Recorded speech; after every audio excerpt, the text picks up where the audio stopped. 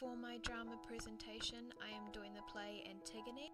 Antigone was written by Sophocles and was believed to be written around 441 BC. Antigone was the third play in the Theban trilogy, and all the plays are about the outcome on Thebes after and during the dynasty of Antigone's father, King Oedipus.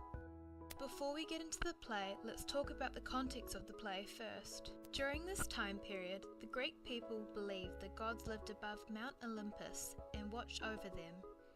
The gods looked like humans but were immortal and very powerful.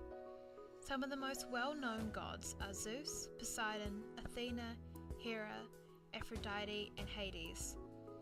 The Greeks believed if they did not worship the gods, they would be punished. One of the ways they worshipped the gods was through festivals. They had the Olympics to entertain the gods and to worship Zeus, and they also had drama festivals to honour Dionysius, the god of fertility, wine, and theatre. The plays were usually performed in amphitheatres, and there were only usually 3 male actors playing all the leads. The lead roles were performed on the stage, and the chorus were performed in the orchestra. The lead actors had giant expressive masks so everyone in the audience could see who the character was and how they were feeling at the time. Throughout the ancient Greek period, there were many types of ruling systems. Most states were ruled by monarchs, but by 500 BC, most states were ruled by a democratic government. Democracy came from the Greek word demos, meaning the common people. Any male who was 18 years or older could vote and speak at assemblies. Most of the government officials did their job for 1 year, and their job was chosen by a lottery. During this time period, women were considered inferior to men. They were not allowed to vote or attend assemblies. They were not even considered citizens. At the age of 15, a woman got married to a man chosen by her father, and their job was to look after the children and household.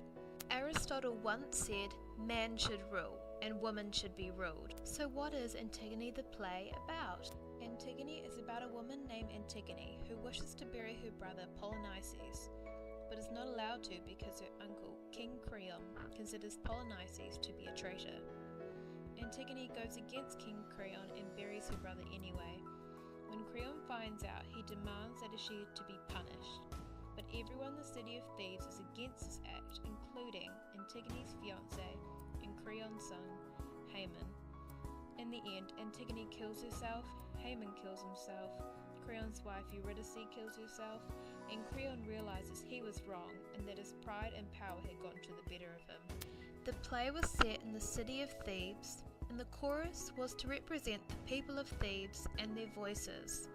The aim of this tragedy, like most tragedies, was for the audience to let out their emotions so they'd feel cleansed and purified. And the focus of the play was to show that Creon's pride was his fatal flaw, which ended up leading to his downfall. But what ideas were in the play? Firstly, there is the idea of pride and the negative effects it can have. Throughout the play, Creon's pride clouded his judgment and ended up causing his downfall. One example of Creon's pride is when Creon's son Haman was trying to convince him to listen to the people on the streets. Creon said, "I have never based my political principles on the opinions of people in the street. I'm speaking like a king. I will act according to my own convictions." Another example of Creon's pride, when Tiresias, a prophet, was trying to give him help, but he replied with, "Do you realize the man you're talking to? I am the king."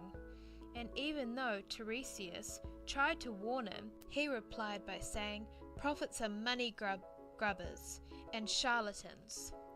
Sophocles wanted to show the audience the negative side of arrogance and being hubris, and how you should use your power wisely. He also wanted to show how it can consequently impact you and everyone around you if you're not careful. Furthermore, Sophocles also wanted to show the audience how harsh the monarchs tended to be through Creon, as they tended to be very cruel back in ancient Greek times. Another idea was the equality of gender. Antigone believes she might not have been so badly punished if she was a man, and Ismene was too afraid to act because she was a woman. When Antigone was going to bury her brother, she tried to convince Ismene, Antigone's sister, to bury Polynices with her. But Ismene said, "We are women, barred from any political influence. They are in power, and we have to obey them." Another example was when Creon was about to punish Antigone. Ismene asked, "Will you kill the woman your son plans to marry?" Creon replies with, "There are other women, no lack of choice, other fields to plough." This shows how men view women in this society and how little they think of them, and what it was like for women living in ancient Greece, and how inferior they felt compared to men. Lastly, another idea prevalent in this play is the ruling systems. At the beginning of the play had a monarchy ruling system, but throughout the play we start to see a shift in the ruling system to democratic. We start to see the change through Haman when he says, "Listen to the people on the street, the ordinary Thebans. When the state becomes one man, it ceases to be a state." Eventually Creon listens to the people, but it was too late. The change to democracy was very popular during this time period in ancient Greek history, but Sophocles wanted to show the audience how democratic ruling systems are more effective and better. In conclusion, Antigone was written by Sophocles, was set in ancient Greece, and was part of a trilogy. Throughout the play, ideas are prevalent to show the audience some of these issues from the ancient Greek times, such as gender inequality.